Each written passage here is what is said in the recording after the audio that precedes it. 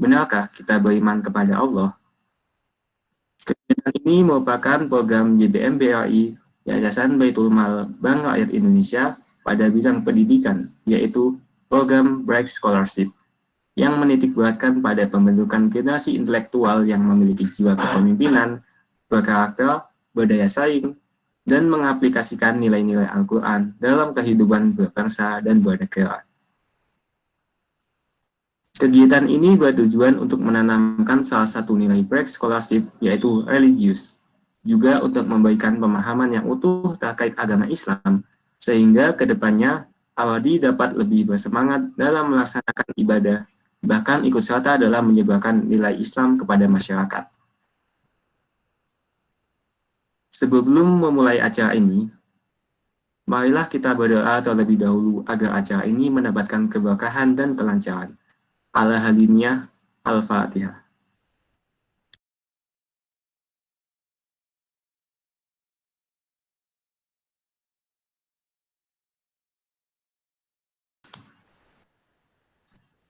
Acara selanjutnya adalah pembacaan ayat suci Al-Quran oleh Muhammad Fadlan.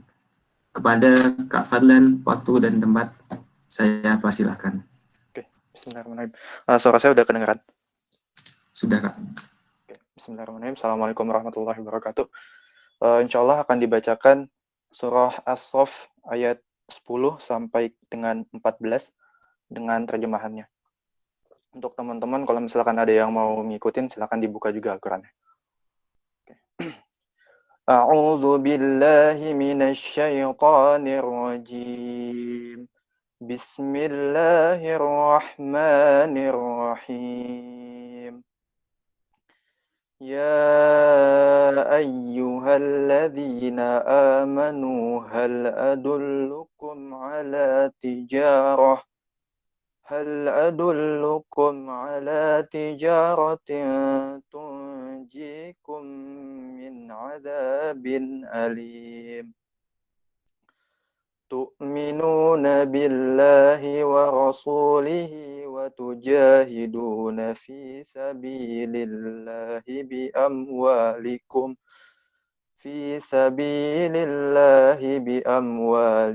wa anfusikum. Dzalikum khairul lakum in kuntum ta'lamun. يغفر لكم ذنوبكم ويدخلكم جنات تجري من تحتها الأنهار ومساكن طيبة في جنات عدن ذلك الفوز الكبير ذلك الفوز العظيم وأخرى تحبونها نصر من الله وفتح قريب وبشر المؤمنين يا أيها الذين آمنوا كونوا أنصار الله كما قال عيسى بن مريم للحواريين من أنصاري إلى الله قال الحواريون نحن أنصار الله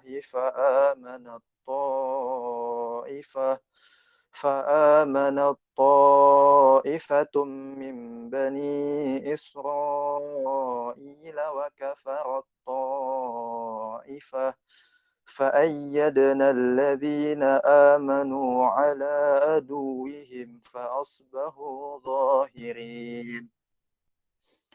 Terjemahannya, wahai orang-orang yang beriman, maukah kamu aku tunjukkan suatu perdagangan yang dapat menyelamatkan kamu dari azab yang pedih? Yaitu kamu beriman kepada Allah dan Rasul-Nya dan berjihad di jalan Allah dengan harta dan jiwamu. Itulah yang lebih baik bagi kamu jika kamu mengetahui.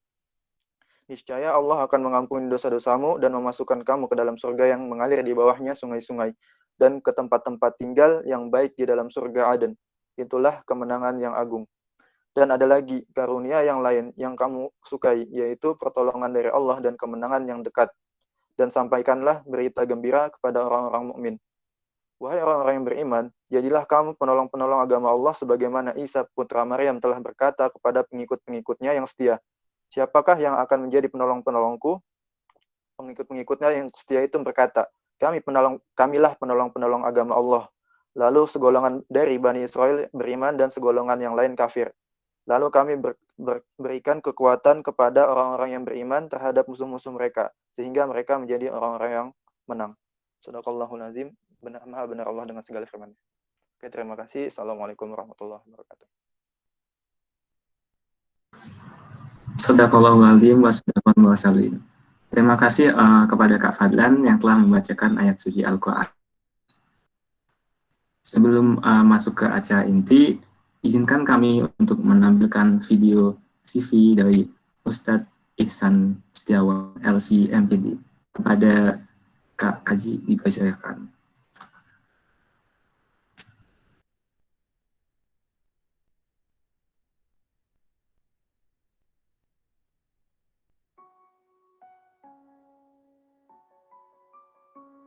Assalamualaikum warahmatullahi wabarakatuh. Alhamdulillah wassalatu wassalamu ala Rasulillah. Nama saya Muhammad Ihsan Setiawan, lahir di Jakarta 4 April 1973. Pendidikan saya SD dan SMP di Depok, lalu melanjutkan pendidikan di pesantren Al-Mu'min Solo selama 4 tahun.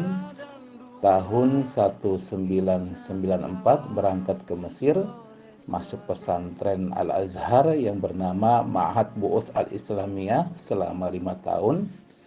Lalu melanjutkan S1 di Universitas Al-Azhar Kairo, Fakultas Usuluddin, jurusan hadis.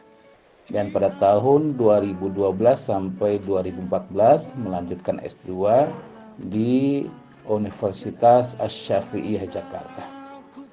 Saya bergabung di Asy-Syifa sejak tahun 2009 dan sekarang diamanahkan sebagai manajer pelayanan masyarakat bidang dakwah dan sosial di Yayasan Asy-Syifa Al-Khairiyah. Adapun pengalaman dakwah, alhamdulillah untuk di dalam negeri ada beberapa provinsi yang sudah saya kunjungi. Di antaranya adalah Provinsi Banten, yaitu di Tangerang, lalu Semarang di Jawa Tengah, kemudian di Makassar di Sulawesi Selatan, lalu di perusahaan Newmont di Sumbawa, Nusa Tenggara Barat, dan di Kepulauan Sabira, di Pulau Sabira namanya, di Kepulauan Seribu, diutus dari perusahaan minyak Sinop untuk berdakwah di masyarakat di Pulau Sabira. Dan yang terakhir itu di daerah namanya Soe, satu kabupaten yang berada di Nusa Tenggara Timur. Adapun untuk dakwah luar negeri, alhamdulillah pada Januari 2018 sampai dengan Januari 2020 saya diamanahkan oleh yayasan untuk berdakwah di Amerika. Dan selama di Amerika ada beberapa kota besar yang saya kunjungi dan acara-acara besar. Yang pertama adalah saya tinggal di Masjid Al-Hikmah, New York selama 2 tahun, dan selama di sana saya berdakwah ke beberapa kota seperti Connecticut, ya, kemudian ke Maryland, Masjid Imam, Masjid Umat Islam yang diresmikan oleh Presiden SBY, kemudian di KBRI, Washington DC, kemudian berangkat ke daerah barat, pergi ke Oregon, di komunitas Muslim Indonesia di sana, lalu ke Seattle, sama di sana juga ada komunitas Muslim Indonesia yang bekerja di pabrik Boeing, mayoritas kerja di pabrik Boeing. Kemudian pergi ke San Francisco, lalu ke Los Angeles, bukan LA Lenteng Agung ya. Lalu kemudian ke Houston, ke Las Vegas yang dikenal dengan sebagai The Sin City, yaitu kota maksiat. Lalu ke Chicago untuk menghadiri satu acara besar yang dikenal dengan Mu'tamar IMSA, dan terakhir ke Atlanta. Saya juga menemui komunitas Muslim Indonesia yang berada di kota Atlanta. Nah, ini mungkin perkenalan yang bisa saya lakukan. Insya Allah sudah menikah dan memiliki 3 anak dan seorang istri. Wallahu a'lam bishawab. Aku qouli hadza. Assalamualaikum warahmatullahi wabarakatuh.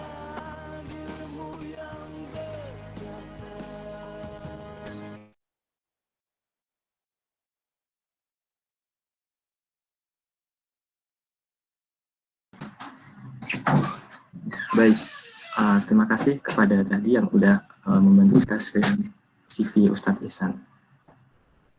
Selanjutnya, sebelum masuk ke materi inti, benarkah kita beriman kepada Allah? Mungkin saat ini kita sudah mengaku telah beriman kepada Allah, karena mungkin menurut kita hanya mengucapkan syahadat, asyhadu alla ilaha illallah wa asyhadu anna muhammadar rasulullah, kita sudah merasa beriman. Tapi dengan praktiknya, apakah jawabannya sudah juga? Saya teringat suatu ceramah seorang ulama, Kiai Haji Baharuddin Wasalim atau sering dikenal dengan Gus Baha. Dalam ceramahnya, Gus Baha menceritakan suatu kali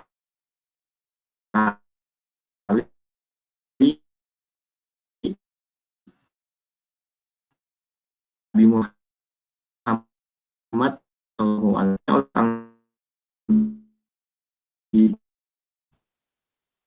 Halo, maaf, tadi ada gangguan internet. Apakah sudah masuk suaranya?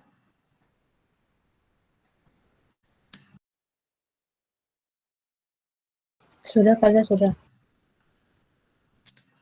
Tes, halo.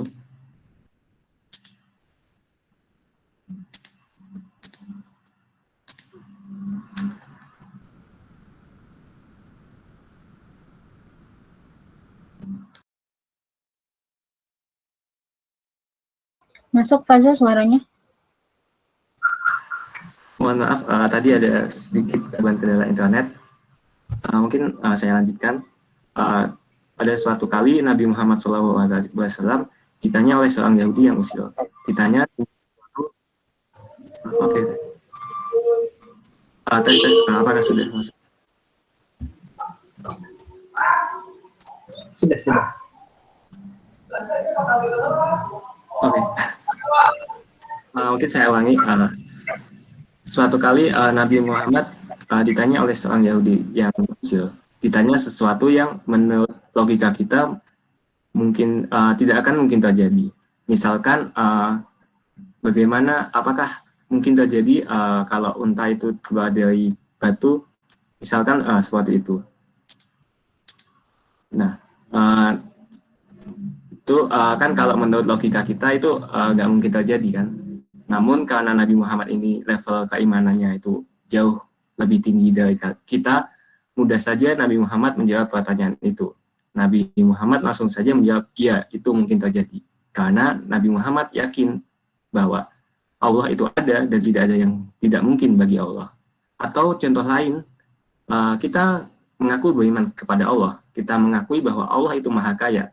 Tapi kita masih saja takut kalau kita besok itu tidak dapat bisa makan apa-apa.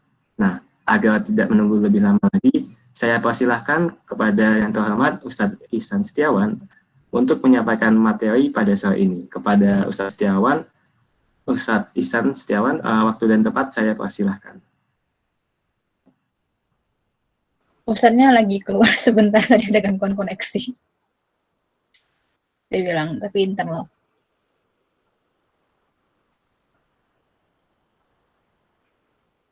Apa? Bagus, Faza, intinya.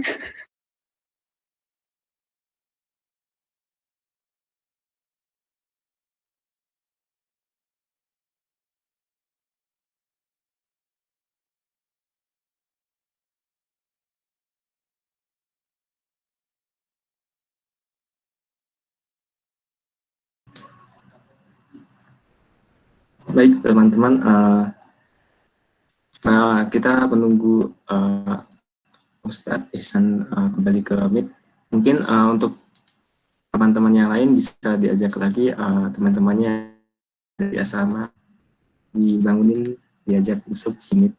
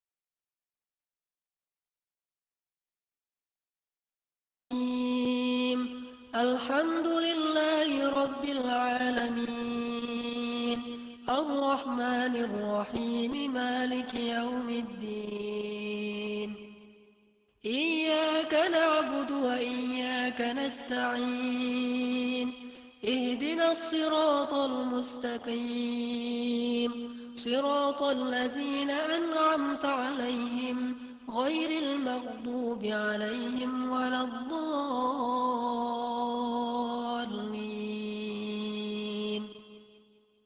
Bismillahirrahmanirrahim Alif Lam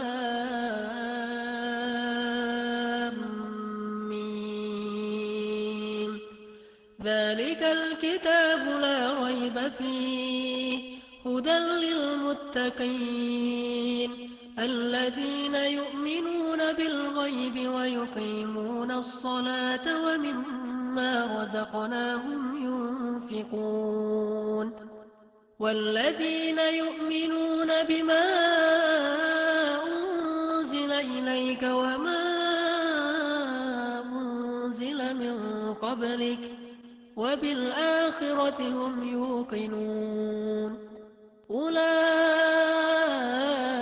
على هدى من ربهم وأولئك هم المفلحون بسم الله الرحمن الرحيم الله لا إله Insyaallah, إلا saya هو dimulai. الحي القيوم لا تأخذ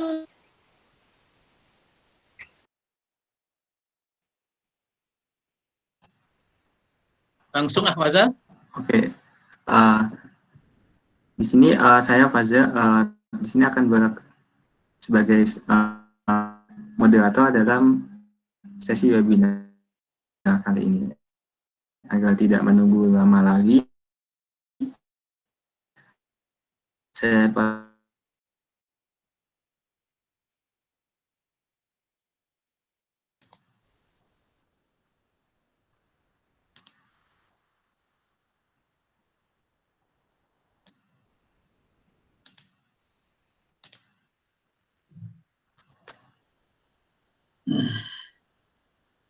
Langsung dimulai, Faza.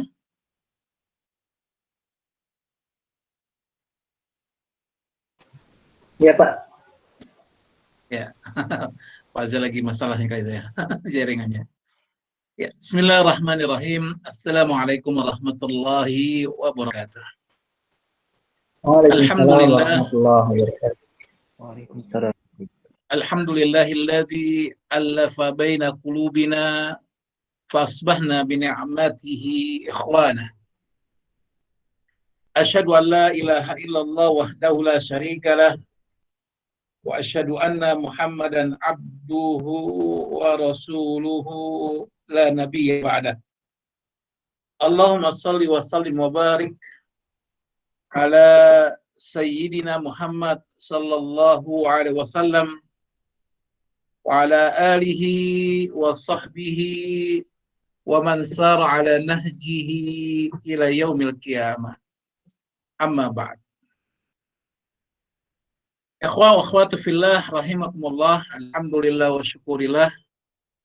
Pada kesempatan sore hari ini kita dapat bermuajahah dalam satu pertemuan yang semoga Allah Subhanahu wa taala menjadikan diri kita semakin cinta kepada Allah Subhanahu wa taala. Menjadikan diri kita semakin dekat kepadanya. Menjadikan diri kita menjadi hamba yang dicintainya. Semoga Allah memberikan kepada kita di sore hari ini ilmu yang bermanfaat, ilmu yang bisa mencerahkan hati-hati kita, menyinari hati-hati kita, dan memudahkan kita untuk mengamalkan dari ilmu yang kita pelajari pada kesempatan sore hari ini. Amin ya rabbal alamin. Ikhwan wa akhwatu fillah rahimakumullah. Pada kesempatan kali ini kita akan membahas tentang satu tema yang berjudul beriman kepada Allah Subhanahu wa taala. Satu tema yang saya yakin semuanya pernah mempelajarinya, pernah mengetahuinya. Bahkan mungkin di antara kita sudah merasa bahwa diri kita sudah beriman kepada Allah Subhanahu wa taala. Ala kulli khair, insyaallah semua saya yakin termasuk di antara orang-orang yang beriman kepada Allah Subhanahu wa taala. Pada kesempatan kali ini saya hanya berusaha untuk mengingatkan kembali kepada diri kita bahwa beriman kepada Allah Subhanahu wa taala adalah perkara yang pertama kali diajarkan Rasulullah kepada para sahabatnya. Jadi kalau kita buka sejarah kehidupan Rasulullah di kota Mekah, 13 tahun Rasulullah berdakwah di kota Mekah adalah menanamkan tentang tauhidullah, tentang keimanan kepada Allah Subhanahu wa taala. Demikian mendalamnya keimanan para sahabat sehingga kita dapatkan kisah-kisah yang tidak akan terulang lagi. Karena memang mereka adalah sebaik-baik umat. Allah menegaskan kuntum khaira ummatin ukhrijat linnas. Rasul mengatakan bahwa sebaik-baik generasi adalah generasiku. Luar biasa. Tapi apakah kita mampu seperti mereka? Insya Allah kita akan berusaha mampu seperti mereka. Walaupun untuk sampai target seperti mereka, sepertinya kita tidak mungkin bisa meraih seperti iman-iman para sahabat dahulu ketika mereka hidup bersama Rasulullah Sallallahu Alaihi Wasallam. Contoh misalkan, iman Abu Bakar dikatakan oleh Rasulullah, andaikan iman Abu Bakar diletakkan di satu timbangan dan iman umat ini ditimbangkan pada satu timbangan lainnya, maka la rajahat akan lebih berat iman Abu Bakar dibandingkan dengan keimanan umat ini. Maka dari sinilah kemudian kita tidak bisa mengalahkan mereka karena mereka adalah orang-orang yang sudah dikatakan Allah radhiyallahu anhum wa radu'ah, bahwa Allah ridho kepada mereka dan mereka ridho kepada Allah Subhanahu wa taala. Next. Saya yang menjalani, maaf Fuzia. Insya Allah kita akan membahas 3 poin pada kesempatan kali ini dalam rangka untuk mengingat kembali apa yang kita pernah pelajari. Yang pertama adalah pengertian iman kepada Allah Subhanahu wa taala. Yang kedua adalah dalil nakli dan dalil akli. Yang ketiga adalah hikmah beriman kepada Allah Subhanahu wa taala. Next. Yang pertama adalah kita membahas tentang apa itu pengertian beriman kepada Allah Subhanahu wa taala. Next. Dalam kitab yang dikarang oleh Abu Bakar Al-Jazairi, yaitu kitab Minhajul Muslim. Dulu ketika saya sebagai kepala kepesantrenan di SMA dan juga merangkap sebagai wakase kepesantrenan, ya, itu saya membagi pada setiap alumni angkatan pertama itu kitab Minhajul Muslim. Bukunya tebal segini. Ya. Nah, dalam buku tersebut dikatakan bahwa pengertian iman kepada Allah adalah sikap seorang muslim yang meyakini wujud atau adanya Allah Subhanahu wa taala. Ini poin penting sekali. Bahwa Allah itu ada. Nggak bisa kita lihat. Memang Allah tidak mampu kita lihat. Mala ainan ra'at wala udhunun samiat. Nggak bisa kita mengetahuinya dengan cara menggunakan panca indera kita. Ya. Karena memang Allah itu ada, tapi tidak bisa kita melihatnya. Dan ini kalau pembahasan ini pembahasan yang kadang-kadang kalau kita nggak kuat keimanan dalam filsafat itu, bisa kita melangkah pada hal-hal yang menyebabkan kita kufur kepada Allah Subhanahu wa taala. Dan saya tidak ingin ada pembahasan ini karena akan panjang sekali pembahasan tentang masalah ini. Kemudian orang yang memiliki iman kepada Allah meyakini bahwa Allah yang menciptakan langit dan bumi, mengetahui yang gaib dan yang nampak. Next. Sebagaimana firman Allah Subhanahu wa taala, ya. Ini kita mulai masuk pada dalil nakli. Inna rabbakumullah alladzi khalaqas samawati wal ard fi sittati ayyam. Tsumma stawa 'ala 'arsy yuksil lailan nahar yatlubuhu hasitha wasyamsa wal qamar wan nujum musakhkharatin bi amri ala lawul khalqu wal amr tabarakallahu rabbul alamin. Next. Allah Subhanahu wa taala menegaskan pada ayat ini bahwa sesungguhnya Rabbmu itu adalah Allah yang telah menciptakan langit dan bumi dalam 6 masa. Lalu dia bersemayam di atas ars. Dalam ayat yang lain dikatakan bahwa ada penjelasan, ya, penjelasan tafsir ayat ini di dalam kitab orang-orang Yahudi dikatakan Allah menciptakan langit dan bumi 6 hari, kemudian pada hari yang ke-7 Allah istirahat.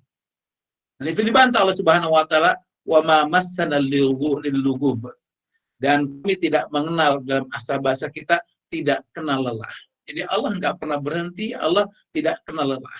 Tapi orang Yahudi mengatakan bahwa Allah istirahat pada hari yang ke-7. Kemudian dikatakan dia yang menutup malam kepada siang yang mengikutinya dengan cepat. Dan diciptakannya matahari, bulan, dan bintang, masing-masing tunduk kepada perintahnya. Ingatlah, menciptakan dan memerintah hanyalah hak Allah. Maka penuh berkah Allah Rabb Subhanahu, maha penuh berkah Allah Rabb semesta alam. Next. Pada ayat ini ada beberapa tadabbur yang bisa kita petik. Yang pertama bahwa Allah Subhanahu wa taala menceritakan tentang dirinya, tentang wujudnya, tentang rububiyahnya. Rububiyah ini artinya Allah yang maha pemelihara. Jadi semua makhluk yang ada di muka bumi ini Allah yang memeliharanya. Dan tentang asma Allah dan sifat-sifatnya. Jadi memang di sini ayat luar biasa. Allah jelaskan tentang siapa itu Allah Subhanahu wa taala. Menciptakan tentang apa yang telah diciptakan. Sebagaimana Allah Subhanahu wa taala mengatur semua yang ada di muka bumi. Namun sangat disayangkan ternyata, next, banyak di antara umat manusia yang kemudian, bisa di next,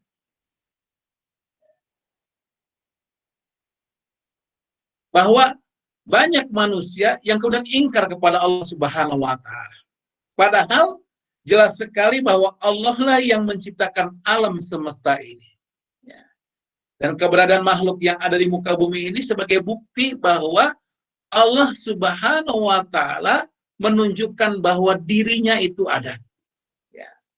Bahwa dirinya itu ada. Ya. Dan inilah yang sebetulnya harus kita pahami, yang harus kita yakini tentang keberadaan Allah Subhanahu wa taala. Ya. Kemudian yang kedua adalah, ya, next, adanya sistem yang teratur dalam tata surya dan kehidupan di muka bumi. Mulai dari proses penciptaan, pembentukan, pertumbuhan, perkembangan makhluk hidup yang ada di alam semesta ini, semuanya tunduk kepada sunnatullah. Ya. Maka kalau kita perhatikan contoh, bagaimana ketika Allah Subhanahu wa taala menciptakan diri kita. Sangat luar biasa. Allah Subhanahu wa taala menciptakan demikian detailnya, demikian gamblangnya, demikian jelasnya, yang kemudian pada masa ini baru ketahuan, oh ternyata begini proses penciptaan manusia yang Allah ciptakan. Padahal Allah sudah menceritakan kepada kita bagaimana proses manusia itu. 14 abad atau hampir 15 abad yang lalu, Allah Subhanahu wa taala sudah menjelaskan kepada kita, inilah proses manusia. Dan ini menunjukkan bagaimana hebatnya Allah Subhanahu wa taala. Yang menarik adalah dalam ayat yang lain dikatakan bahwa orang-orang yang kafir pun setelah mengakui tentang adanya Allah Subhanahu wa taala. Dalam ayat Quran dikatakan ketika ditanya siapa yang menciptakan langit dan bumi, maka mereka mengatakan Allah. Mereka akui bahwa yang menciptakan langit dan bumi itu adalah Allah Subhanahu wa taala. Tetapi ketika mereka diperintahkan untuk beribadah kepada Allah Subhanahu wa taala tanpa melakukan kesyirikan, mereka menolak. Bahkan bantahan mereka adalah bahwa kalau mereka melakukan penyembahan dengan berhala yang ada, dengan cara-cara yang ada, itu sebagai wasilah untuk mendekatkan diri kepada Allah Subhanahu wa taala. Padahal Allah menegaskan bahwa tidak ada hijab antara seorang hamba dengan Allah. Allah menegaskan, ud'uni astajib lakum. Mintalah kepadaku, maka akan aku penuhi segala permintaan kalian. Dalam ayat lain dikatakan, tatkala seorang hamba bertanya tentang aku, maka Allah mengatakan, fa inni qarib ujibu da'watad da'i idza da'an. Ya. Jadi Allah menegaskan, aku sesungguhnya dekat. Aku menjawab setiap hamba-hamba yang bermohon kepada aku. Next. Ikhwah akhwatu fillah rahimakumullah. Kemudian dalil nakli, ya.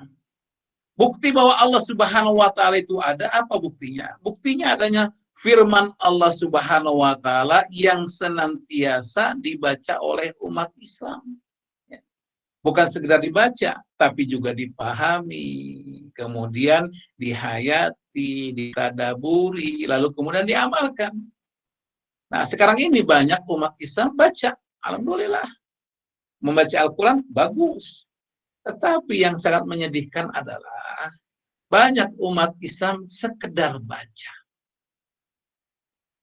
Padahal yang diinginkan Allah Subhanahu wa taala bukan sekedar baca, tapi bagaimana dia memahami apa yang dia baca. Makanya dalam perkataan ulama, kalau kita ingin berbicara dengan Allah, lakukanlah sholat. Tapi kalau kita ingin Allah berbicara kepada diri kita, maka lakukanlah tilawatul Quran. Ya, jadi kalau kita baca Quran itu sesungguhnya Allah sedang berbicara kepada kita. Lalu bagaimana kita akan memahaminya kalau kita hanya sekedar mendengar saja? Maka perlu kita membaca itu dengan memahami maknanya. Maka ada sebuah ayat dikatakan bahwa inna qaumi ittakhadul hadzal Qur'an mahjura. Sesungguhnya kaumku itu menjadikan Al-Qur'an sebagai sesuatu yang dijauhkan. Ibnu Taimiyah mengatakan bahwa yang dimaksud dengan dijauhkan ini adalah ada orang yang membaca Al-Qur'an, tapi dia nggak paham apa yang dibaca. Nah, ini termasuk diantara yang dikatakan mahjuro, kata Ibnu Taimiyah. Kemudian dikatakan lagi, ada yang dia baca, dia pahami, tapi dia tidak berusaha untuk bisa mengeluarkan apa perintah Allah di situ, apa larangan Allah di situ. Sehingga kalau ada perintah, dia akan berusaha untuk mengamalkan. Kalau ada larangan, dia berusaha untuk menjauhkan. Nah, ini yang sebetulnya diinginkan Allah Subhanahu wa taala. Karena Al-Quran itu bukan sekedar kita baca. Al-Quran itu bukan sekedar kita pahami makna-maknanya. Tapi bagaimana kita tadaburi, kita pahami artinya, kita ambil mana yang diperintahkan, mana yang dilarang, yang diperintahkan kita kerjakan, yang dilarang kita jauhkan. Ini yang diinginkan Allah Subhanahu wa taala.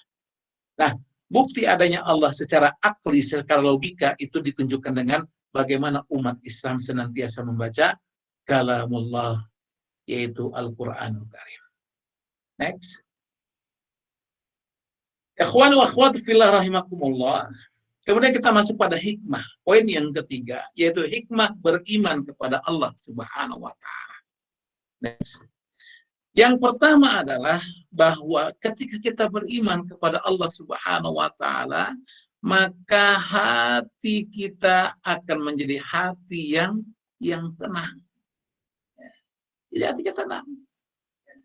Kita nggak khawatir tentang apa yang akan terjadi. Karena apa? Ada Allah bersama kita. Ya. Makanya Allah Subhanahu wa taala dalam surat Ar-Ra'd, ya, ayat yang ke-28 mengatakan, next, alladzina amanu wa tatma'innu qulubuhum bi dzikrillah. Ala bi dzikrillah tatma'innul qulub. Bahwa orang-orang yang beriman itu dan hati mereka menjadi tentram dengan zikrullah, mengingat Allah Subhanahu wa taala. Tidak mungkin kita akan mengingat Allah kalau kita tidak beriman kepada Allah Subhanahu wa taala. Maka ditegaskan, ala, ketahuilah, ingatlah, bizikrillah, dengan mengingat Allah Subhanahu wa taala, tatma'innul qulub, maka hati kita akan tenang. Ya. Jadi orang-orang yang selalu zikir kepada Allah itu nggak pernah ada rasa gundah. Gundah gulana tuh nggak ada. Ya, kenapa? Dia punya Allah Subhanahu wa Ta'ala. Keimanan yang ada pada dirinya membuat dia merasa tenang. Karena apa? Karena orang-orang yang beriman itu adalah orang-orang yang pasti akan ditolong oleh Allah Subhanahu wa Ta'ala. Dan ini akan kita bahas pada poin selanjutnya. Next. Kemudian yang kedua, bahwa hikmah dari beriman kepada Allah Subhanahu wa Ta'ala akan mendapatkan hidayah dari Allah Subhanahu wa Ta'ala. Hidayah artinya petunjuk jalan. Next. Kita akan ditunjukkan mana. Ya, bahkan kita kan setiap hari berdoa kepada Allah. Ihdinas siratal mustaqim. Ya, kita minta kayak begitu kan. Ya Allah, tunjuki aku jalan yang lurus. Makanya ketika kita minta, Allah beri. Dan surat Al-Hajj ayat 54 Allah mengatakan, wa innallaha lahadil ladzina amanu ila siratim mustaqim. Dan sesungguhnya Allah Subhanahu wa Ta'ala ya akan memberikan petunjuk bagi orang-orang yang beriman ke jalan yang lurus. Maka ini janji. Ya, kita minta, ya Allah, tunjuki aku jalan yang lurus. Maka Allah mengatakan, ya, aku akan tunjukkan kalian kepada jalan yang lurus. Itu karena apa? Karena keimanan kita kepada Allah Subhanahu wa Ta'ala. Nah, ini yang kedua.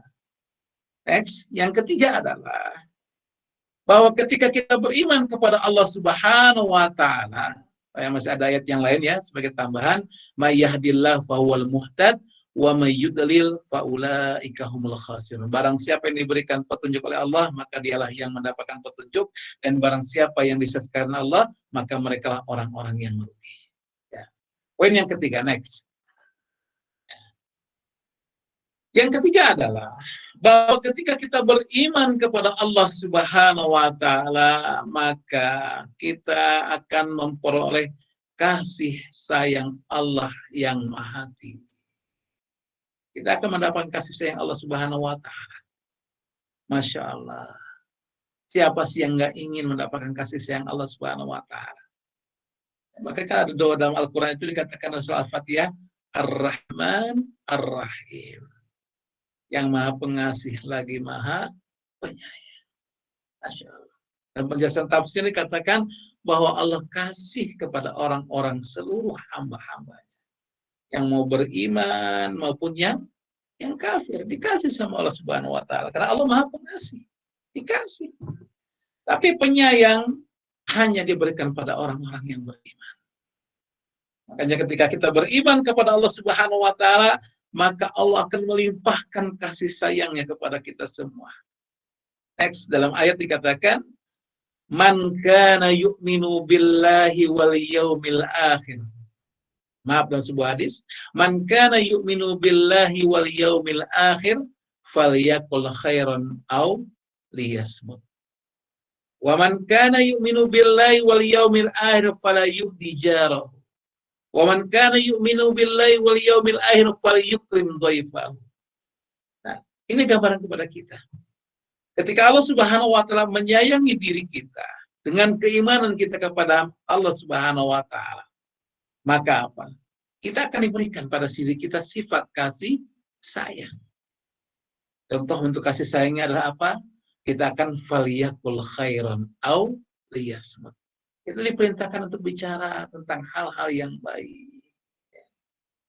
Kalau nggak mampu untuk berbicara yang baik, lebih baik kita diam. Karena ingat bahwa setiap perkataan kita itu tidak bisa kita balikan lagi. Waktu yang sudah lewat tidak bisa kita balikan lagi. Ada seorang salafun saleh ketika dia berkata perkataan yang tidak bermanfaat, lalu apa yang dilakukannya? Dia lalu menghukum dirinya dengan memberikan sanksi dalam bentuk ibadah kepada Allah Subhanahu wa Ta'ala. Ya. Ini yang tergambarkan bagaimana kasih sayang Allah diberikan pada hambanya, maka dia pun menjadi hamba yang penuh dengan kasih sayang. Kemudian wa man kana yu'minu billahi wal yaumil akhir fala yu'dhi jarahu. Barang siapa yang beriman kepada Allah dan hari akhir, maka jangan sakiti tetangganya. Wa man kana yu'minu billahi wal yawmil akhir falyukrim dhaifahu. Barang siapa beriman kepada Allah dari akhir, maka muliakan tamunya. Ini bentuk kasih sayang. Next. Next. Yang keempat, bahwa Allah Subhanahu wa taala menjanjikan kepada orang-orang yang beriman itu akan ditolong oleh Allah Subhanahu wa taala. Nah, buat adik-adik semua yang sekarang mendapatkan beasiswa, itu semua adalah pertolongan Allah. Jangan dianggap bahwa itu dari kepintaran kalian, tidak. Itu pertolongan Allah. Mungkin kita merasa belum maksimal untuk beribadah kepada Allah, tapi Allah melihat apa yang kita ikhtiarkan. Allah tidak melihat berapa besar yang kita keluarkan dari harta, dari pikiran, dari usaha. Tidak Allah lihat. Tapi yang Allah lihat adalah ikhtiar kita, usaha kita.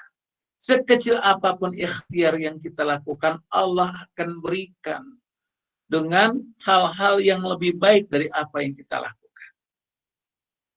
Makanya kalau kita beriman kepada Allah Subhanahu wa taala dengan sebenar-benarnya iman, Allah akan menolong diri kita. Next. Ya. Dan ini janji Allah Subhanahu wa taala. Karena Allah mengatakan wa kana haqqan 'alaina nasrul mu'minin, dan merupakan hak kami untuk menolong orang-orang yang beriman. Memang Allah janjikan pertolongan akan diberikan oleh Allah Subhanahu wa taala. Jangan ragu-ragu.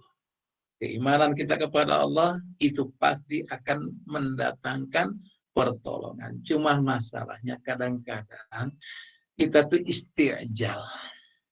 Apa itu isti'jal? Kita tuh tergesa-gesa dalam mencari kemenangan dari Allah Subhanahu wa taala. Pertolongan dari Allah Subhanahu wa taala.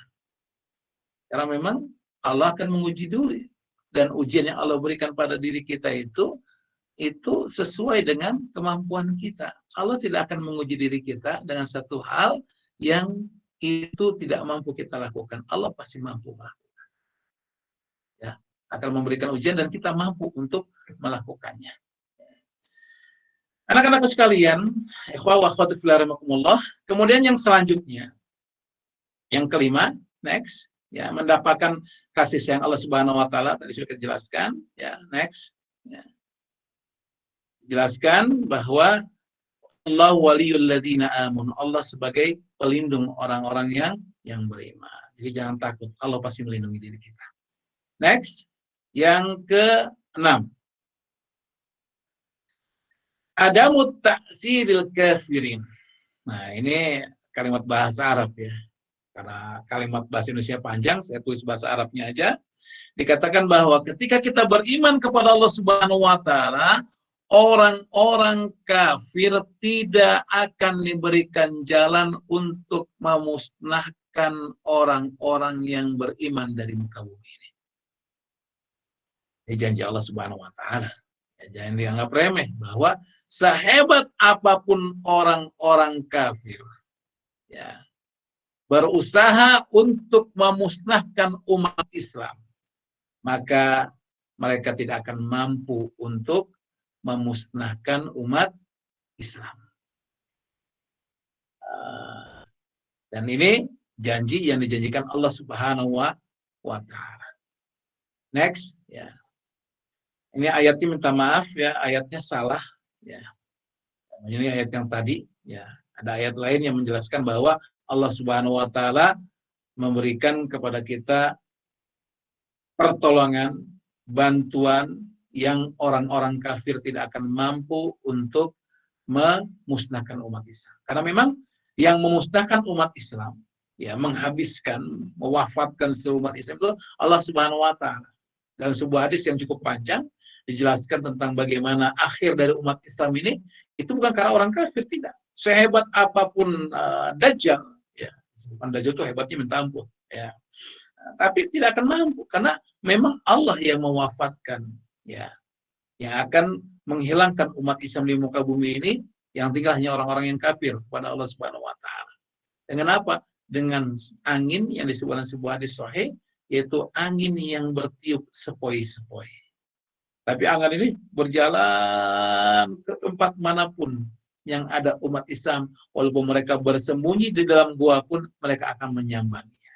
Kalau umat Islam pada saat itu walaupun ada keimanan sedikit pun kepada Allah, terkena angin tersebut, maka dia akan wafat. Inilah gambaran tentang berakhirnya umat Islam. Ya, yang ketujuh, next. Ya. Diberikan kekuasaan dan kemapanan di dunia. Nah, ini janji Allah Subhanahu wa taala bahwa Allah akan memberikan kepada umat Islam itu kekuasaan. Tapi kenapa kok umat Islam sekarang tidak berkuasa? Karena umat Islam sekarang ini jauh dari Al-Quran. Karena umat Islam ini jauh daripada hadis-hadis Rasulullah. Kalau dalam sebuah kisah ya tentang bagaimana pasukan Tartar menghancurkan Baghdad itu disebabkan salah satu poinnya ya, bahwa umat Islam sudah cinta kepada dunia ya, dan takut dengan kematian. Kalau kata bahasa Arabnya itu penyakitnya disebut sebagai bahasa penyakit al-wahn. Al-wahnu itu adalah hubbud dunya wa karahiyatul maut. Cinta kepada dunia, tapi dia takut untuk mati. Maka ada kisah menarik ketika ada dialog antara seorang ulama muda ya dengan pimpinan pasukan Tartar ketika itu. Ya. Jadi antara dialog yang saya perhatikan itu disebutkan bahwa kenapa saya bisa menguasai kalian? Ya, karena kami cinta kepada dunia. Jadi memang cinta dunia itu adalah salah satu di antara yang akan menyebabkan umat Islam ini tidak akan diberikan kekuasaan oleh Allah Subhanahu wa taala. Dia akan dihinakan oleh Allah Subhanahu wa taala. Terbalik ya, bahwa orang-orang yang beriman akan diberikan kekuasaan. Wa'adallahu alladzina amanu minkum wa 'amilus shalihat. Next ya. Apa? La yastakhlifannahum fil ardi. Allah menjanjikan kepada orang-orang yang beriman di antara kalian dan mengerjakan amal soleh, la yastakhlifannahum. Ada lam nun taukid yang dalam bahasa Arab berarti bahwa ini pasti akan terjadi. Umat Islam akan menguasai muka bumi ini. Dalam hadis Rasulullah dan sebuah hadis Imam Ahmad dikatakan bahwa memang umat Islam akan berkuasa kembali. Dipimpin seorang imam, lalu dibantu dengan Nabi Isa, yang dikenal dengan Imam Mahdi. Wallahu alam apakah kita akan merasakannya atau tidak, yang pasti ciri-ciri daripada hal-hal yang menunjukkan hal ini ada disebutkan di dalam hadis-hadis Rasulullah. Kemudian pada potongan selanjutnya, wala yumakkinanna lahum. Nah, di sini ada kalimat lagi, mim, nun, lam, dan nun taukid lagi. Ya, tamkin, ya. Tamkin itu artinya akan meneguhkan, menetapkan, ya. Dinahumul ladzi irtadha lahum wa la yubaddilannahum min ba'di khaufihim amna. Kemudian ada kalimat lagi, lam nun taukid lagi, bahwa kami kata Allah Subhanahu wa taala akan menghilangkan, merubah ya dari rasa takut kalian menjadi rasa ketentraman, aman sentosa. Allah alam bisawab, apakah kita akan rasakan ini? Hanya Allah yang tahu, tapi kita berusaha untuk mendapatkan ini. Caranya bagaimana? Caranya dengan beriman kepada Allah Subhanahu wa taala. Next. Kemudian yang selanjutnya adalah next. Yang kedelapan, bahwa Allah Subhanahu wa taala akan memberikan keberkahan dari langit dan bumi. Nah, ini kembali lagi dikatakan, ini janji Allah, bahwa orang-orang yang beriman kepada Allah Subhanahu wa taala itu akan diberikan keberkahan. Apa buktinya? Dan surat Al-A'raf ayat yang ke-98 Allah mengatakan, walau anna ahlal qura aman wattaqau lafatahna 'alaihim barakatim minas sama'i wal ardh. Ini ayat jelas sekali. Next. Walau anna ahlal qura. Andaikan bila mana sekiranya orang-orang penduduk satu negeri amanu, beriman, wattaqau, dan bertakwa, la fatahna alaihim, benar-benar kata Allah akan kami bukakan kepada mereka barakat, bentuknya jamak di sini artinya benar-benar banyak keberkahan yang Allah berikan kepada orang-orang yang beriman dan bertakwa. Minas sama, dari langit, wal ardi, dan dari bumi. Ini janji Allah Subhanahu wa taala. Keberkahan akan diberikan. Makanya kalau kita perhatikan ya, negara-negara kaya ya dengan minyak ya, negara-negara yang diberikan tanah yang subur, rata-rata adalah tanah-tanah yang dimiliki umat Islam. Hampir. Ada umat Islam, maka di situ ada keberkahan. Itulah hebatnya orang-orang yang beriman kepada Allah. Akan diberikan oleh Allah Subhanahu wa taala apa? Keberkahan. Dari langit diberikan keberkahan, dari bumi pun diberikan keberkahan. Next. Yang ke-9, bahwa Allah Subhanahu wa taala menjanjikan kemuliaan dan kejayaan. Jadi Allah menjanjikan pasti umat Islam ini akan berjaya kembali. Umat Islam ini akan mulia. Apa dalilnya? Next. Walillahil izzatu walirasulihi walil mu'minin. Ya, bahwa bagi Allah kemuliaan, bagi Rasul dan bagi orang-orang yang beriman. Izzah itu artinya kemuliaan, bisa juga diartikan sebagai kekuatan, ya bisa juga diartikan sebagai sesuatu yang sifatnya adalah kejayaan. Ya, izzah, harga diri. Jadi umat Islam itu adalah orang yang punya harga diri. Ya, jadi kalau misalkan kita sebagai umat Islam merasa malu dan sebagainya, tandanya kita tidak termasuk daripada ayat yang dikatakan Allah Subhanahu wa taala. Next, yang ke-10. Ya. Dan ini yang terakhir, bahwa orang-orang yang beriman adalah orang-orang yang akan diberikan kehidupan yang baik. Ini janji Allah Subhanahu wa taala. Jadi kalau misalkan kalian ingin lancar kuliahnya, S1 selesai dengan baik, bisa melanjutkan S2 lagi, lanjutkan S3 lagi, maka apa? Beriman kepada Allah. Saya punya kenalan ya teman-teman di Amerika yang S3 di sana, tapi memang sangat disayangkan masih ada yang bertahan di sana juga ya, diperintah langsung sama perusahaan di sana ya. Karena memang di Indonesia walau alam bisawab ya, kita nggak tahu. Masih emang ketika di Amerika itu saya temukan teman-teman udah S3 doktor kerja di perusahaan-perusahaan besar di Amerika.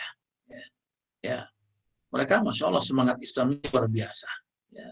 Salah satu buktinya adalah mereka itu mengadakan acara yang tadi saya video itu namanya IMSA.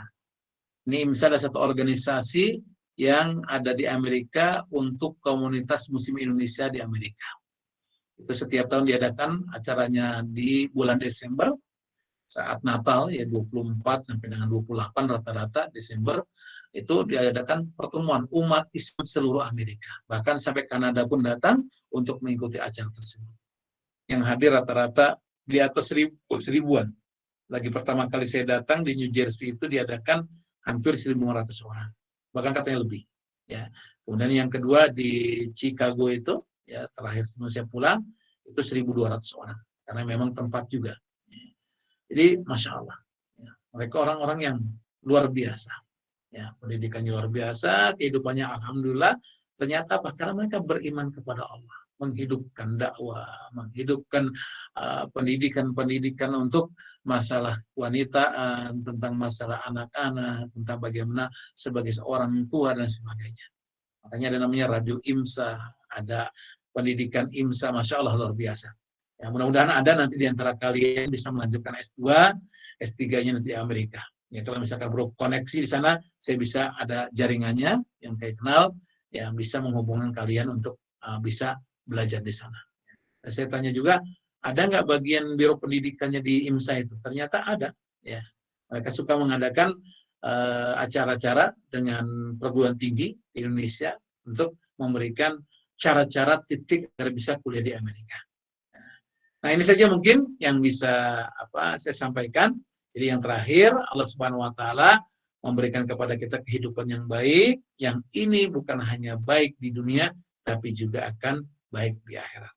Sebagaimana firman Allah dalam sebuah ayatnya, "Man 'amila shalihan min dzakarin au untha wa huwa mu'min falanuhyiyannahu hayatan thayyibah. Ada kalimat falanuhyiyannahu, dan benar-benar kami akan berikan kepada mereka hayatan thayyibah, yaitu kehidupannya yang baik. Nah, inilah gambaran kepada kita. Oleh karena itu ikhwah wa akhwat fillah rahimakumullah, tanamkan keimanan kita kepada Allah dengan sebaik-baiknya, bukan sekadar ucapan kita beriman kepada Allah, tapi bagaimana kita buktikan dengan amal. Karena iman itu adalah, kalau kata ulama, yaitu yang ada di dalam hati. Hati ditanamkan, aku beriman kepada Allah. Tapi nggak cukup, harus ada dengan lisan, ucapan. Cukup dengan ucapan? Tidak, harus ada dengan amal. Amalnya bagaimana? Ikuti apa yang dicontohkan oleh Rasulullah SAW dan salafun saleh, khususnya generasi 3, yaitu para sahabat, para tabi'in, dan tabi'in. Ini saja mungkin yang bisa saya sampaikan. Mungkin kalau misalkan ada di antara Ananda, anak-anak semua, para mahasiswa yang luar biasa, ikhwah-akhwat yang ingin bertanya, saya persilahkan. Kalau tidak ada, kita cukupkan insyaAllah. Aku qouli hadza. Assalamualaikum warahmatullahi wabarakatuh. Waalaikumsalam warahmatullahi wabarakatuh. Terima kasih Pak Ustadz. Insya Allah insightful sekali tadi materinya. Tadi kita sudah belajar banyak sekali mengenai akidah kepada Allah, diawali dengan pengertian keimanan kepada Allah, bukti-buktinya berdasarkan dalil nakli yang berdasarkan Al-Quran dan hadis, serta dalil akli yang berdasarkan pada logika. Banyak sekali hikmah-hikmah yang ternyata bisa kita dapatkan ketika kita memiliki keimanan kepada Allah. Tadi saya mencatat kurang lebih ada 10. Yang pertama, hati menjadi tenang. Yang kedua, mendapatkan hidayah dari Allah. Yang ketiga, mempunyai kasih sayang yang tinggi. Yang keempat, akan ditolong oleh Allah. Yang kelima, mendapatkan kasih sayang Allah. Yang keenam, ada mutaslitil kafirin. Yang ketujuh, diberikan kekuasaan dan kemapanan di dunia. Yang kedelapan, keberkahan dari langit dan bumi. Yang kesembilan, kemuliaan dan kejayaan. Yang kesepuluh, kehidupan yang baik. Alhamdulillah, banyak sekali ya hikmah yang bisa didapatkan bagi seorang yang beriman kepada Allah. Oke, setelah mendengarkan kajian dari Ustadz Ihsan tadi, barangkali ada teman-teman yang ingin mengajukan pertanyaan, silakan saja melalui kolom chat atau langsung open mic, atau bisa juga menitipkan pertanyaannya kepada saya. Teman yang sudah memiliki pertanyaan,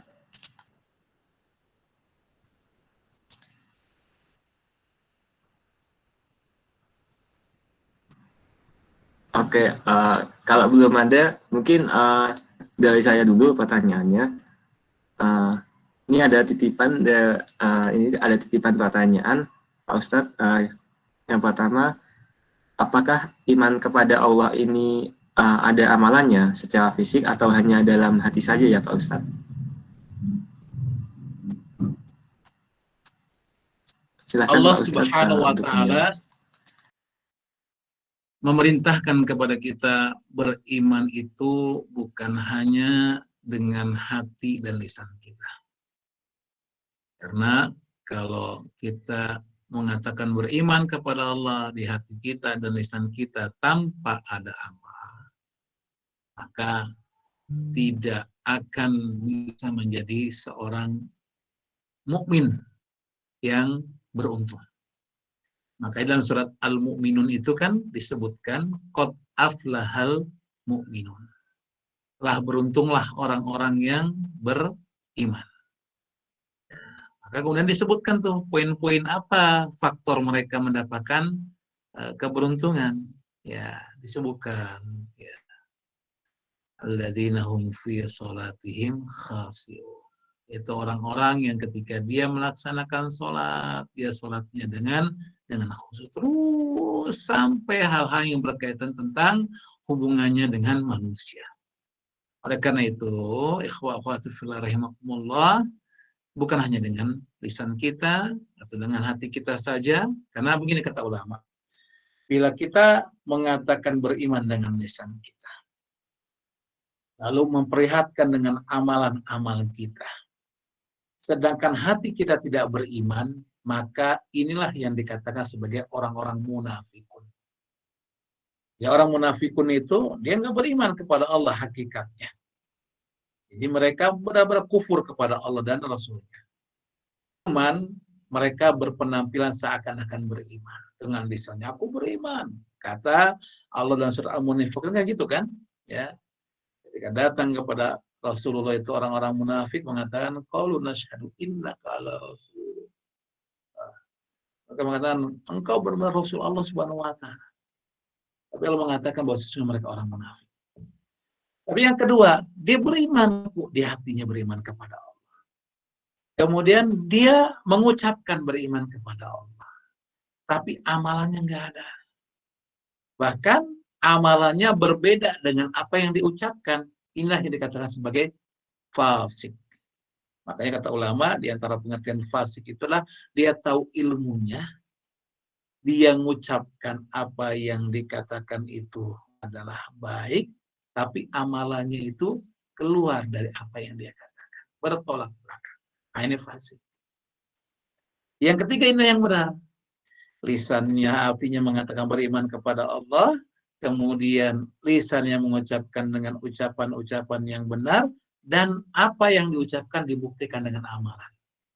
Makanya keimanan itu harus ada tiga ini. Hati, ma waqara fi qalbi, ya. Kemudian ada kalimat dengan lisan, yang ketiga wasadaqul amal awil jawari, yaitu dengan ada bukti amal perbuatan, dan juga anggota tubuh kita ini kita lakukan amal-amalan yang bisa untuk membuktikan apa yang kita ucapkan di lisan kita dan apa yang kita imani. Wallahu a'lam bishawab. Baik, terima kasih Pak Ustadz. Mungkin saya agak simpulkan dari jawaban Pak Ustadz tadi, bahwasanya keimanan itu tidak hanya dalam hati saja, tetapi berdasarkan pendapat ulama ada 3 kelompok nih. Yang pertama, bila hanya berucap dan melakukan amalan, tetapi hatinya tidak beriman, maka orang itu disebut dengan orang yang munafik. Yang kedua, seorang yang lisan dan hatinya beriman, namun amalannya tidak sejalan dengan lisan dan hatinya. Orang ini disebut dengan orang yang fasik. Dan yang ketiga, ini adalah orang yang paling benar, yaitu yang hatinya, lisannya, dan perbuatan sejalan dalam menunjukkan keimanannya kepada Allah. Nah, mungkin dari teman-teman yang lain ada yang ingin bertanya lagi?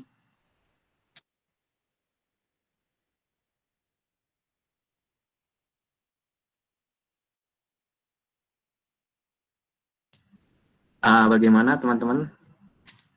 Sudah pada paham semua insya Allah.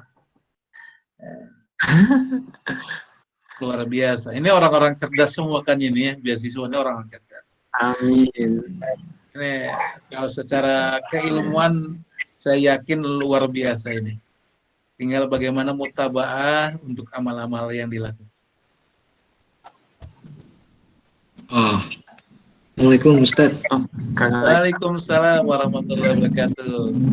Bismillahirrahmanirrahim. Saya Sidki dari Kadar Surau. Izin bertanya ya. Jadi ada cukup menarik saya perhatikan ketika Allah itu menciptakan dunia dalam 6 itu Ustaz, atau kalau tidak salah. Apa? Allah itu menciptakan dunia ini itu dalam 6 masa, ya. Ya, pertanyaan saya ini beriman kepada Allah. Cuman Allah itu kan disebutkan dalam Quran itu banyak sekali disebutkan kalau Allah itu Maha Kuasa. Nah, kalau Maha Kuasa, kenapa ya Allah itu tidak dunia ini dalam satu masa? Kenapa harus 6 masa? Enggak sih, pertanyaan terlintas aja gitu. Pernah lihat beberapa diangkat di sosial media gitu-gitu. Nah, saya penasaran aja. Terima kasih, Ustaz. Ya, walau alam bisawab ya. Yang pertama adalah bahwa Allah Subhanahu wa taala memang punya kemampuan untuk menciptakan semua itu dengan mengatakan kun fayakun. Itu mungkin akan dilakukan Allah Subhanahu wa taala. Ya. Itu kan disebutkan bahwa Allah Subhanahu idza qada amran fa inna ma yaqul kun fayakun. Allah bisa aja melakukan hal tersebut. Kemudian kenapa ke Allah Subhanahu wa taala menciptakan langit dan bumi selama 6 masa atau dia mengatakan 6 hari. Ya. Nah, itu seperti yang saya sebutkan tadi surat Al-A'raf ayat yang 52. Ya. Dalam bab ini memang ada penjelasan ulama yang pernah saya baca. Ya. Tapi saya lupa lagi maksudnya apa. Ya. Tapi intinya sebetulnya adalah ya, bahwa Allah Subhanahu wa taala menciptakan itu adalah memang Allah bisa melakukan sesuai dengan apa yang Allah kehendaki dengan sifat yang tadi dikatakan kun fayakun. Tapi di satu sisi juga Allah Subhanahu wa taala ingin mengajarkan pada kita bahwa Allah Subhanahu wa taala itu mengajarkan tentang sesuatu itu step by step. Ya. Nah, jadi secara perlahan-lahan ya. Ada tahapan-tahapan mengajarkan kepada kita tentang hal tersebut. Ya. Jadi kalau misalkan Allah berkehendak bisa aja melakukannya. Ya.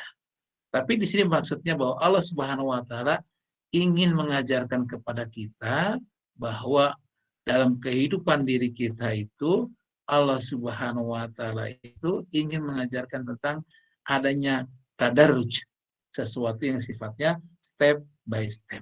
Ya, tidak langsung asal jadi gitu aja. Ya, nah, itu mungkin salah satu hikmah kenapa Allah Subhanahu Wa Taala menjelaskan bahwa Allah menciptakan perlahan-lahan itu antar kita mengetahui bahwa ada proses yang harus kita lakukan. Walau alam bisawab, itu mungkin yang saya pahami. Nanti insya Allah coba saya buka tafsirnya lagi karena memang kalau dalam ayat yang lain Allah mengatakan ya kun fayakun, bisa semuanya bisa langsung diciptakan langsung jadi langsung jadi. Ya. Mungkin hikmah di balik semua itu adalah bahwa Allah ingin mengajarkan pada kita bahwa dalam kehidupan kita ini ada tahapan, ada proses yang dengannya kemudian kita tahu bahwa kita dalam melakukan sesuatu tidak mungkin bisa langsung, tapi memang ada proses yang dengannya kita akan bisa meraih apa yang kita inginkan. Walau alam bisawab. Baik, terima kasih Pak Ustadz. Saya simpulkan dari jawaban yang tadi, bahwasanya sebenarnya Allah itu bisa, tapi Allah ingin mengajarkan kepada makhluknya bahwa untuk menciptakan sesuatu itu melalui step by step, ada prosesnya. Bahkan seperti membuat mie instan saja, itu juga harus ada prosesnya. Nah, oke Pak Ustadz, makasih. Mungkin ada pertanyaan lagi. Tadi Reka itu nunjuk tangan, Reka. Baik, boleh izin bertanya Ustadz? Wadal, selagi bisa saya jawab. Bismillah, ini saya terlintas sedikit aja Ustaz. Jadi sebetulnya dalam tadi ya 10 hikmah beriman tadi, memang secara tekstual tertulis dalam ayatnya itu yu'minu gitu ya, atau man amana, atau misalkan allazina amanu, secara umum disebut beriman. Nah hari ini kan kita baru membahas iman kepada Allah Ustaz. Maka sebetulnya yu'minu, amana, layastakhlifana allazina amanu, dan seterusnya itu sebetulnya memang perlu dikuatkan juga dengan komponen iman kedua sampai iman ke-6 gitu ya Ustaz ya. Ya. Sebetulnya hanya ingin mengonfirmasi itu saja Ustaz. Alhamdulillah, Masya Allah. Ya insya Allah kita akan membahas semua tentang bab-bab keimanan itu. Tapi memang mereka ya, jadi semua keimanan yang ada selanjutnya itu berporoskan kepada keimanan kepada Allah. Ya, makanya kenapa Allah Subhanahu Wa Taala tidak menyebutkan dalam Al-Quran itu ya banyak kalimat tentang keimanan, ya lebih banyak menyebutkan beriman kepada Allah, beriman kepada Allah. Karena semua yang ada, keiman pada kitab, iman kepada malaikat, iman kepada Rasul, semua itu kembali pada Allah Subhanahu Wa Taala. Ya. Nah, tapi itu yang kita harus bahas juga, karena memang dalam hadis yang kedua, dalam hadis Arba'in itu disebutkan tentang apa itu iman, disebutkanlah dengan berbagai kalimat tentang keimanan kepada Allah dan selanjutnya. Ya, nah, ini gambaran kepada kita. Tapi memang kalau misalkan bahasanya secara garis besar, kalau kita bicara beriman, maka udah selesai. Karena semua kembali kepada iman kepada Allah Subhanahu Wa Taala. Ya, jadi kayak gitu. Insya Allah untuk bab keimanan kepada Rasul dan sebagainya, sebagaimana yang telah dijadwalkan sama Ukti Uji, ya, Aji, ya. Nah, itu uji ya, Aji. Jadi ada pembahasan kita nanti ada tentang keimanan kepada Rasul. Terus juga kita akan membahas juga keimanan terhadap Al-Quran. Ya, baru kemudian kita akan membahas tentang hakikat ibadah insya Allah. Wallahu a'lam bishawab. Jazakallah khairan, Aleka.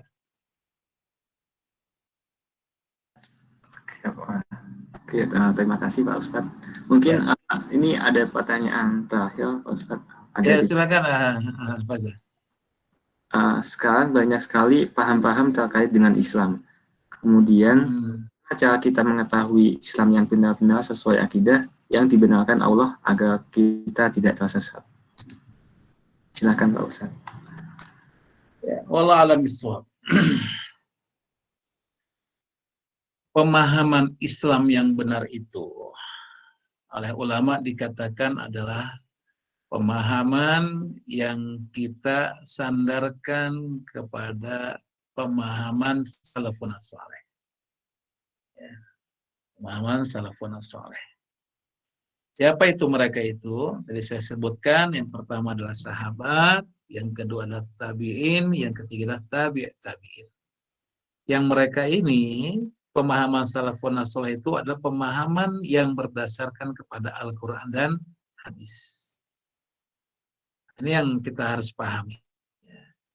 Kemudian untuk rinciannya ya adalah bagaimana kita kemudian mengikuti para ulama-ulama yang mengikuti salafun saleh. Sebenarnya perbedaan yang terjadi di tengah-tengah umat itu ya, kalau dia memegang teguh pada Al-Quran Sunnah, maka perbedaan yang terjadi itu bukan perbedaan usuli, bukan perbedaan yang dasar, tapi perbedaan yang sifatnya furu', cabang. Ya, karena memang kalau kita perhatikan imam 3 yang terkenal selain Abu Hanifah, itu Imam Malik, kemudian Imam Syafi'i, kemudian Imam Ahmad bin Hambal. Ya, kalau Malik dikenal dengan pengikutnya Malikiyah, kalau Imam Abu Hanifah sebelumnya disebut sebagai Hanafiyah, karena Abu Hanifah ya, disebut Hanafiyah. Imam Malik maka disebut Malikiyah. Imam Syafi'i, Syafi'iyah. Imam Ahmad, jangan Ahmadiyah, nggak boleh. Hanabilah. Ya. Jadi jangan-jangan gara-gara Syafi'iyah, Malikiyah, Hanafiyah, Ahmadiyah, nggak boleh. Ya. Hanabilah. Ini 3 ulama besar ini, 3 orang ini, ya, itu luar biasa. Mereka satu dalam ilmu, sejalur. Imam Ahmad belajar dengan Imam Syafi'i.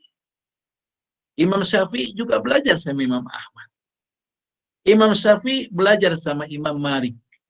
Ya, bahkan Imam Syafi'i itu datang kepada Imam Malik, mau belajar sama Imam Malik, dia sudah hafal kitab Muwatta karangan Imam Malik. Saya punya bukunya tebalnya segini. Ya. Itu sudah hafal di luar kepala. Tapi dalam masalah fikih, 3 imam ini berbeda-beda. Ya, bayangkan satu guru, ya kan? Imam Syafi'i belajar sama Imam Malik. Beda antara Imam Malik dengan Syafi'i dalam perkara-perkara fikih furu'iyah. Ya. Kemudian Imam Syafi'i berbeda dengan Imam Ahmad yang muridnya plus jadi gurunya juga. Ya, contoh perbedaan saya contohkan ya. Dalam masalah Syafi'iyah dan Imam Ahmad yaitu Hanabilah. Perempuan, ya, kayak Fajriyah nih mau pergi haji misalkan atau umroh, ya. Kalau ikut Imam Syafi'i atau pengikut Syafi'iyah, maka Fajriyah bisa pergi umroh dengan didampingi teman-teman wanitanya dan pembimbing laki-laki yang mengantarkan ke haji. Jadi tidak apa-apa berangkat dengan rombongan wanita, berangkat dengan travel, dibimbing seorang ustadz, boleh. Ya karena apa? Karena Syafi'iyah menganggap selama kondisi aman tidak mesti berangkat dengan mahram. Ya. Tapi kalau Imam Ahmad mengatakan harus dengan mahram. Karena satu guru sama-sama belajar, ya, tapi berbeda pendapatnya itu. Jadi kalau kita ingin selamat dalam belajar tentang Islam ini, maka kita perhatikan tadi. Dia kembali pada siapa? Al-Quran Sunnah, kemudian apakah dia mengikuti salafun saleh? Silakan. Dan yang penting lagi adalah mereka tidak pernah mencaci maki antara satu ulama dengan ulama lain. Tidak pernah menjatuhkan antara satu ulama dengan ulama lain. Maka nggak pernah ada riwayat Imam Syafi'i mencaci gurunya. Imam Malik, nggak pernah ada riwayat. Imam Malik mencaci muridnya. Ini murid kurang ajar, nggak sama dengan saya. Nggak ada. Imam Ahmad mencaci Imam Syafi'i, nggak pernah ada. Atau Imam Syafi'i mencaci Imam Ahmad di murid gimana? Nggak ada. Ya. Makanya kalau misalnya sekarang ada orang mencaci maki, menjelekan kelompok satu dengan kelompok lain, tandanya itu adalah satu ajaran yang menyimpangkan apa? Umat Islam itu satu tubuh. Kalau terjadi perbedaan, maka sikap yang harus kita lakukan adalah seperti yang dikatakan Rasyid Ridho dalam sebuah perkataannya, nata'awan fima ittafaqna wa nata'adar fima ikhtalafna. Jadi kita tolong menolong dalam perkara-perkara yang kita sama-sama sepakati dan legowo dalam perkara-perkara yang terjadi perbedaan. Semua kelompok yang ada ini sekarang ya di perguruan tinggi dimanapun sebetulnya tujuannya sama, rujukannya sama, cuma perbedaan dalam pemahaman yang berbeda-beda sehingga langkah-langkahnya berbeda-beda. Tapi kalau ada yang sudah menjatuhkan, menjas, menjelekan dan sebagainya, ini berarti dia sudah penyimpangan. Ini perlu diwanti-wanti, dijaga, ya. Makanya hati-hati. Walaupun di Al-Quran Sunnah, tapi kalau sudah menjelekan saudara muslimnya, mencaci maki, menggibah, bahkan memusuhi waliyadzubillah, tandanya ada penyimpangan dalam bab ini. Kita perlu hati-hati, dan bagi kita adalah yang penting adalah kita punya teman-teman yang baik, teman-teman yang soleh, yang bisa mengingatkan kita ketika kita, maaf ya, rada menyimpang dari jalan kebenaran. Wallahu a'lam bishawab.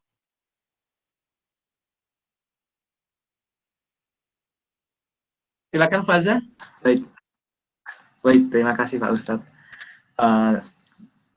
Dari jawaban Pak Ustadz tadi, saya coba simpulkan bahwasanya kebanyakan perbedaan yang ada di tengah-tengah masyarakat kita sekarang ini itu bukan masalah terkait usul, tetapi fulkiyah.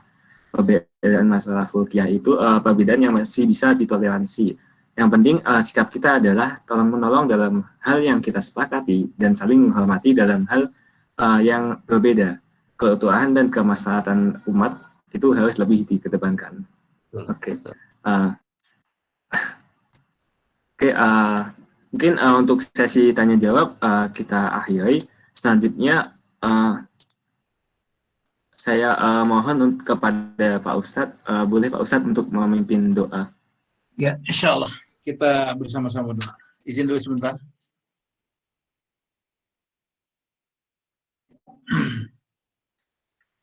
Akhwatifillah rahimakumullah, mari pada kesempatan sore hari ini kita masing-masing mengikhlaskan diri-diri kita, meminta kepada Allah Subhanahu wa taala, karena kita memohon adalah satu perintah dari Allah dan menjawab adalah hak Allah Subhanahu wa taala. Kita memohon kepada Allah semoga apa yang kita pinta dijawab Allah Subhanahu wa taala. Mari kita istighfar kepada Allah Subhanahu wa taala. Astagfirullah. Astagfirullahaladzim. Astagfirullah. Bismillahirrahmanirrahim. Alhamdulillahi Rabbil Alamin, hamdan na'imin, hamdan syakirin, hamdan yuwafi ni'amahu wa yukafi mazidah. Ya Rabbana lakal hamdu kama yanbaghi li jalali wajhikal karimi wa 'azimi sultanik. Allahumma salli ala Sayyidina Muhammadin fil awwalin, Allahumma salli ala Sayyidina Muhammadin fil akhirin, Allahumma salli ala Sayyidina Muhammadin fil mala'il a'la ila yaumiddin. Allahumma inna nas'aluka ya Allah fi maqamina hadha dhanban illa ghafarta wala hamman illa farajta wala daynan illa qadayta wala hajatan min hawaiji dunya wal akhirah illa qadaytaha wa yassartaha ya arhamar rahimin. Ya Allah, ya Rabbi, ya Karim, kami mohon ya Allah, jadikan kami sebagai hamba-hamba-Mu yang taat melaksanakan segala perintah-Mu ya Allah. Jadikan kami sebagai hamba-hamba-Mu yang senantiasa berusaha menjauhi apa-apa yang Engkau larang ya Allah. Jauhkan kami ya Allah dari apa-apa yang Engkau larang kepada kami ya Allah. Ya Allah, ya Rabbi, ya Karim, jadikan kami sebagai hamba-Mu yang senantiasa menyebutkan asma-Mu ya Allah dalam setiap detik, dalam setiap langkah, dalam setiap perbuatan kami ya Allah. Jadikan kami sebagai hamba-Mu yang senantiasa bersyukur atas segala kenikmatan yang Kau berikan kepada kami ya Allah. Ya Allah, jauhkan kami ya Allah dari kufur terhadap kenikmatan yang Kau berikan ya Allah. Ya Allah, ya Rabbi, ya Karim, berilah kepada kami kesabaran ya Allah melaksanakan segala perintah-Mu ya Allah, dalam ketaatan beribadah kepada-Mu ya Allah, dalam menghadapi musibah-musibah yang kami tidak inginkan ya Allah. Ya Allah, ya Rabbi, ya Karim, berilah kami kepada kami ya Allah ilmu yang bermanfaat, ilmu yang menunjukkan kami ke jalan yang lurus, ilmu yang bisa mengantarkan kami mengamalkan dalam amalan-amalan keseharian ya Allah. Ya Allah, ya Rabbi, ya Karim, kami mohon ya Allah, jadikan kami sebagai hamba-hamba-Mu ya Allah yang berkumpul di dunia dan kembali berkumpul di akhirat ya Allah bersama baginda Rasulullah sallallahu alaihi wasallam. Rabbana atina fid dunya hasanah wa fil akhirati hasanah wa qina adzabannar. Subhana rabbika rabbil izzati amma yasifun wassalamun alal mursalin walhamdulillahi rabbil alamin. Al-Fatihah.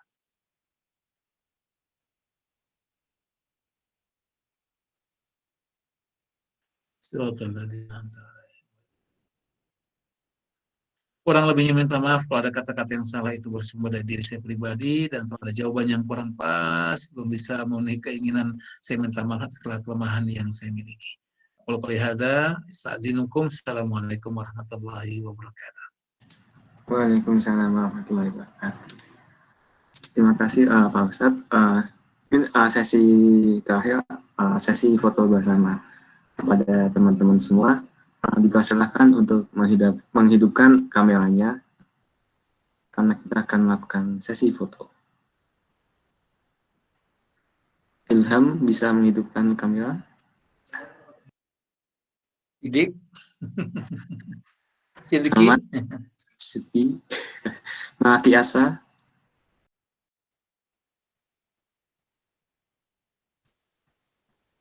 Teh Haji.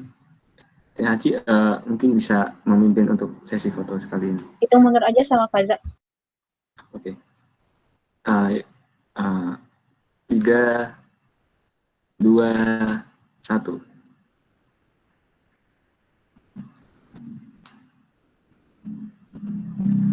Gimana Kak Haji? Udah? Oke. Oke, dengan berakhirnya sesi foto, maka berakhir sudah rangkaian acara untuk webinar pada sesi ini. Nantikan webinar selanjutnya pada hari Rabu 7 April 2021 pada jam yang sama, dengan pengisi adalah Ustadz Ardiansyah Asri Husain LCMA, dengan materi adalah Fikih Saum.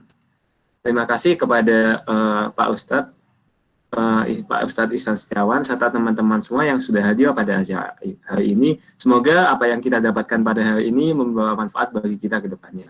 Akhirul kalam. Wassalamualaikum warahmatullahi wabarakatuh. Waalaikumsalam warahmatullahi wabarakatuh. Terima kasih Pak Ustadz.